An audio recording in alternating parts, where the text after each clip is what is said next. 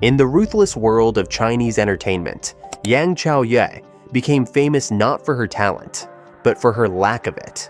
She couldn't sing, she couldn't dance, and she wasn't even trying to fake it. Yet somehow, she broke through a system built to exclude people like her and climbed all the way to stardom.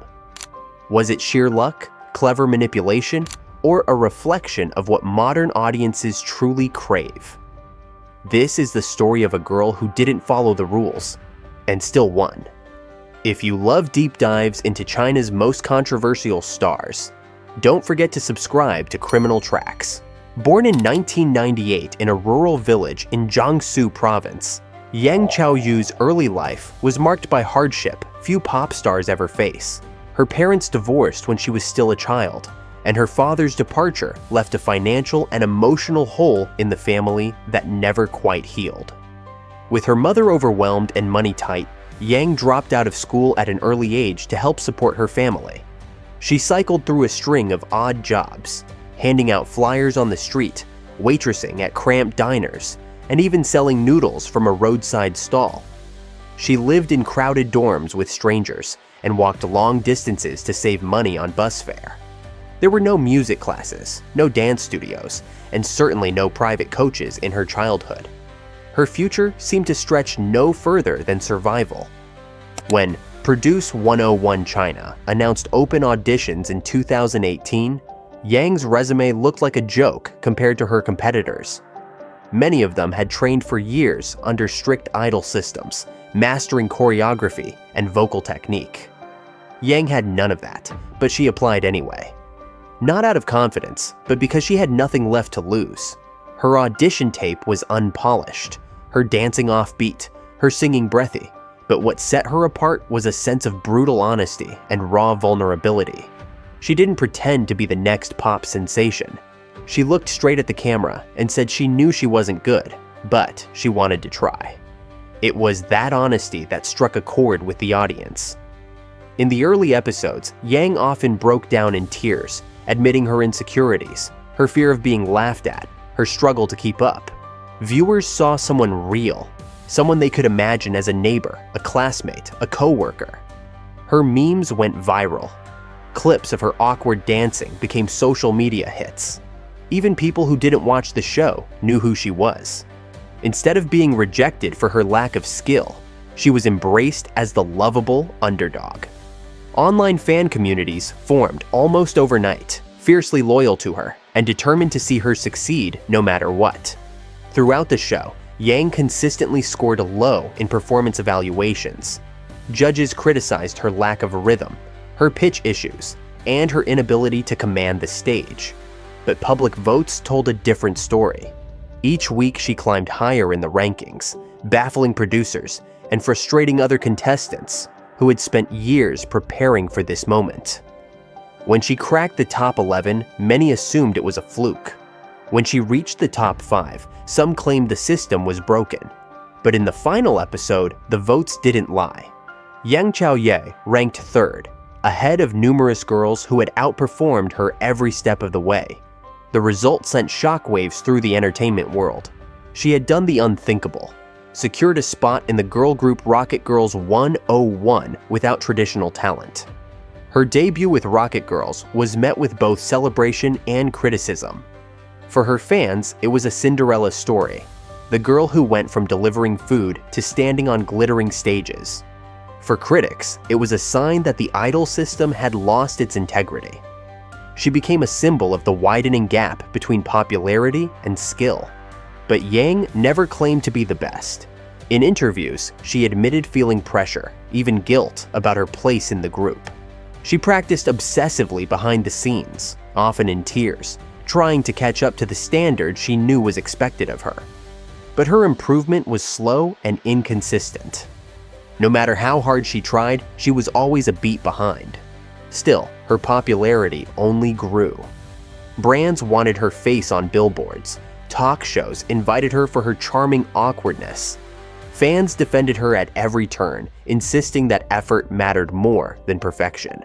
Her presence became a litmus test for an entire generation's shifting values, where relatability now outshone polish, and sincerity trumped skill. Yang Chaoyue had, in a sense, gamed the very system designed to filter her out. She was not just an idol, she was a cultural conversation. By the time Rocket Girls began releasing singles, the split between public opinion and professional standards had grown even wider. Yang's lines in songs were minimal. Her dance formations often placed her on the side or at the back. It was clear that producers didn't quite know what to do with her. Yet, her solo segments in music videos and promotional campaigns remained prominent. Because the public couldn't get enough. She wasn't the group's best singer or dancer, but she was its most talked about member. That, in today's fame economy, was worth more than flawless technique. Her rise also ignited tensions among other contestants and their fans. Some accused the show's producers of prioritizing drama over merit. Others speculated that Yang's story had been scripted to generate sympathy. While no evidence of manipulation ever surfaced, the idea stuck. It didn't help that Yang's expressions of self-doubt were often broadcast front and center, while other contestants' performances were cut short. Whether by design or coincidence, the narrative was clear. She was the emotional heart of the show, and the public ate it up. As Rocket Girls toured, recorded, and filmed variety shows, Yang's position remained precarious. She was both adored and ridiculed. Every misstep on stage became fodder for online mockery. Every improvement was met with lukewarm acknowledgement. But she kept going. In private, her teammates noted that she practiced more than almost anyone, not to prove her critics wrong, but to prove to herself that she deserved to be there. Her journey wasn't about surpassing others, it was about survival. The irony was hard to miss. In an industry that prided itself on polish, training, and conformity, Yang Chaoyue had barged in with nothing but sincerity. She wasn't supposed to make it past the first round. Yet she became the face of a national phenomenon. And as the countdown to Rocket Girls' disbandment began, one thing became clear. Whatever came next, Yang wasn't going quietly. The day Rocket Girls 101 officially disbanded in 2020, many assumed Yang Chaoyue's fame would finally run its course. Without the group's momentum and structure, her lack of formal skills would surely catch up. Yet instead of fading into obscurity, she pivoted. Fast. Acting became her next move. Not because it was a natural fit, but because it was a safer bet in a system where visuals and popularity could carry a performance as much as talent. She landed lead roles in web dramas and historical series almost immediately, even while social media erupted with disbelief. For many, it was déjà vu. The untalented idol now invading the acting world, skipping steps again. Her casting alone sparked outrage online, with netizens questioning how someone with such limited emotional range could headline a romantic drama. But the criticism didn't stop the opportunities. In fact, it seemed to amplify them. The controversy deepened when early clips of her acting performances were released. Lines were delivered flat, reactions felt forced, and physical expressions lacked nuance. On-screen chemistry with co-stars was minimal. The negative reviews rolled in. Clips of her robotic performances went viral. Some called her a walking statue. Others compared her to a high school student in a class play. But where most rising stars would crumble under the weight of such public mockery, Yang remained unfazed. She leaned into her awkwardness. She posted self-deprecating jokes, laughed off memes, and continued to work. This resilience only further divided public opinion. Was she delusional, or was she playing the long game? By 2021, Yang had become one of the most recognizable and most polarizing names in Chinese entertainment. A flashpoint came during a major New Year's gala, where she performed a heavily choreographed routine in front of a national audience. It was meant to showcase her growth, but the performance backfired spectacularly. Her dancing was visibly out of sync, her movements mechanical, and worse yet, the obvious lip-syncing undermined the entire display. Viewers took to social media in droves. Some declared her an embarrassment to the show. Others insisted the producers had set her up to fail. The backlash was immediate and brutal, with media outlets even questioning the gala's credibility for featuring her. The debate extended beyond performance. Yang's sheer presence in the industry now represented a cultural tension. Older generations saw her as a sign of declining standards, a symptom of entertainment being driven by clicks instead of craft. Industry veterans lamented that years of training were being replaced by clever branding. But her fan base, which remained loyal and passionate, argued that she was breaking barriers. In their eyes, she wasn't untalented, she was unconventional.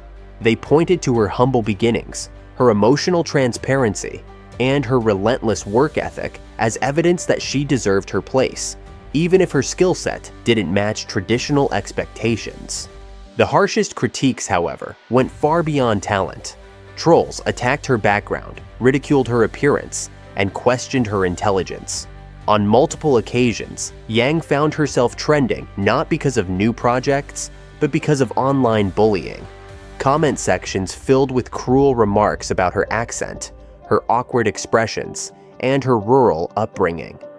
A wave of vitriol surfaced that had nothing to do with performance and everything to do with elitism and classism. For many viewers, she had become an avatar for deeper societal anxieties. The fear that anyone, even someone like Yang Chaoyue, could become a star in a system no longer valuing expertise. Yet, with every attack came a counterattack. Her fans, dubbed Kaoquan, meaning Yang's Circle, mobilized quickly. They flooded social platforms with edits of her crying, smiling, practicing, and trying. They built her into a symbol of perseverance. When the rumor mill began whispering that her management company had pulled strings behind the scenes, possibly rigging votes or leveraging media relationships, her fans called it a smear campaign. No hard evidence of fraud ever emerged. But the speculation stuck, feeding into a growing distrust around Chinese reality shows and entertainment companies. Yang was no longer just a celebrity. She was a battleground. Her endorsement deals only intensified the discourse. Major fashion brands like Dior and luxury skincare lines approached her, betting on her massive following rather than her acting prowess. Critics slammed the partnerships as cynical marketing ploys. How could someone constantly mocked for her lack of elegance become the face of high fashion? But sales told a different story. Products she endorsed routinely sold out. Hashtags featuring her name garnered billions of views. She wasn't just trending, she was converting. In interviews, Yang remained unapologetic. She admitted to feeling the pressure, but refused to pretend she was someone she wasn't. She spoke openly about being overwhelmed, about struggling to catch up, and about the weight of representing something larger than herself. That level of candor was rare, and in a media landscape saturated with curated personas, it made her all the more compelling. While other stars carefully managed their image, Yang stumbled forward in full view of the public. By late 2022, a shift in tone began to emerge. Some industry insiders started to frame Yang as a case study rather than a cautionary tale. They argued she represented a new era of fame, one built on relatability, online virality, and emotional branding. Courses and seminars about new media stardom even cited her as an example of how fame had evolved. The term Yang Chaoyue phenomenon became shorthand for the rise of anti-idols, stars who defied traditional metrics of success but thrived anyway. And like it or not, her continued relevance proved the model worked. Still, her critics didn't go away. Every new drama release reignited the same debate. Was she finally improving or just being pushed again by a powerful machine? Acting reviews remained mixed. Her roles often leaned on her public persona rather than challenging her range. Some projects flopped, others performed modestly. But the point wasn't the projects, it was her.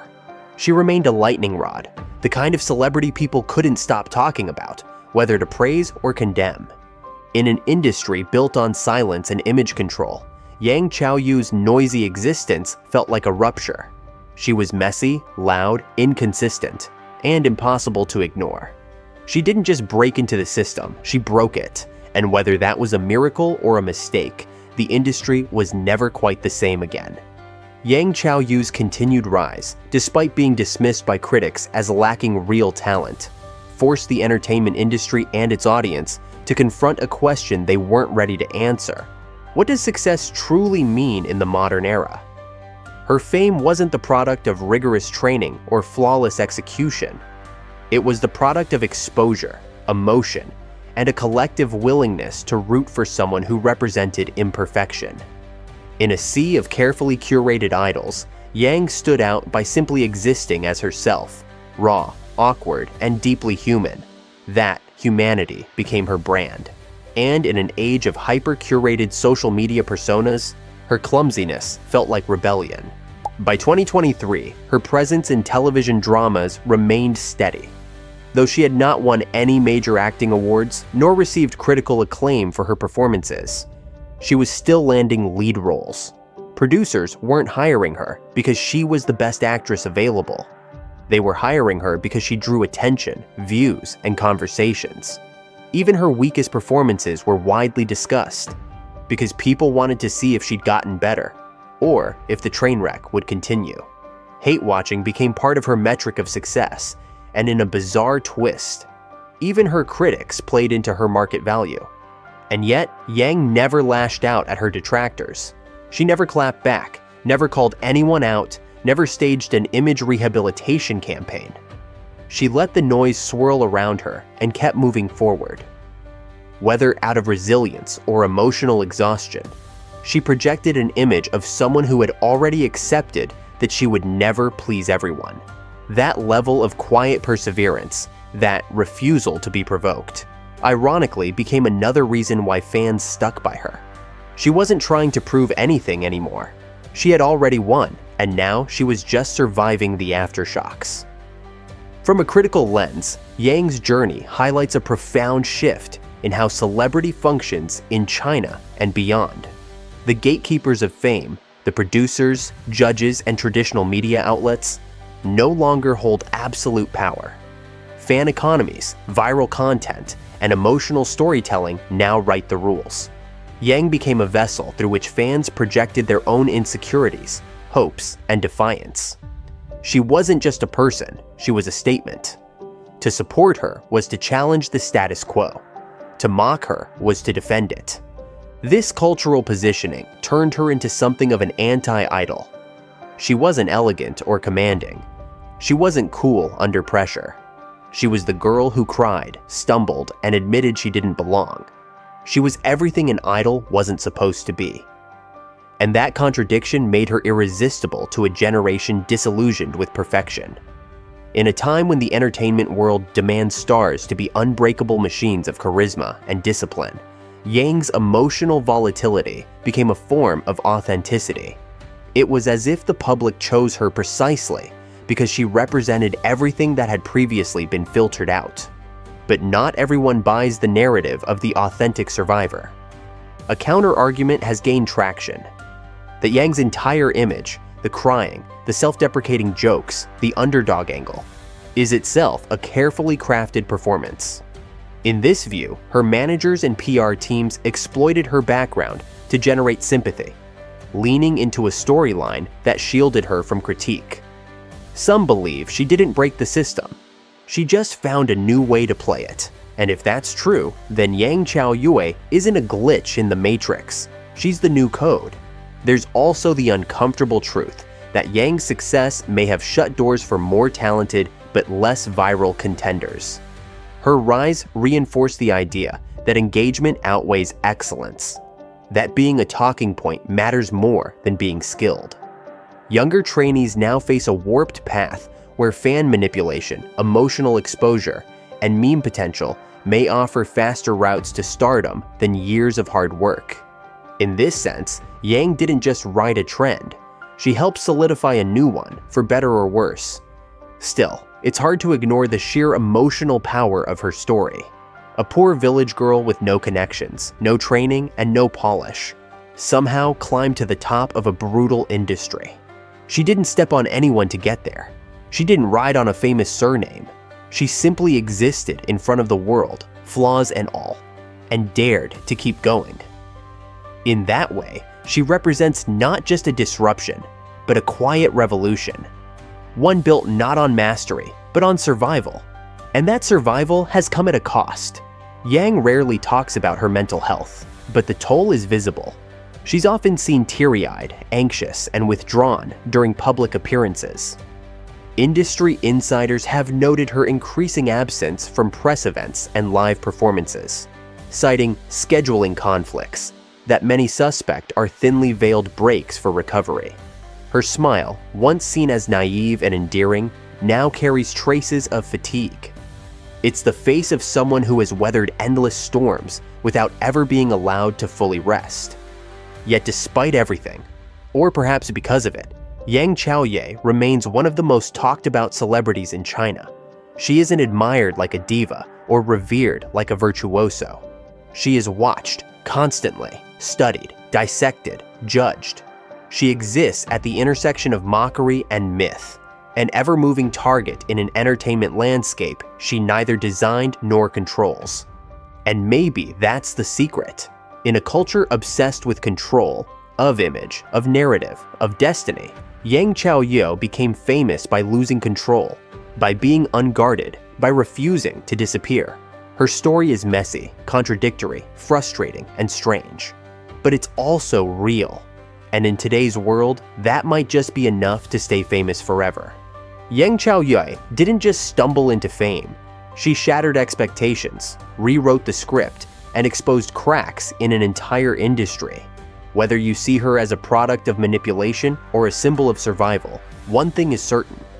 She forced everyone to question what stardom really means.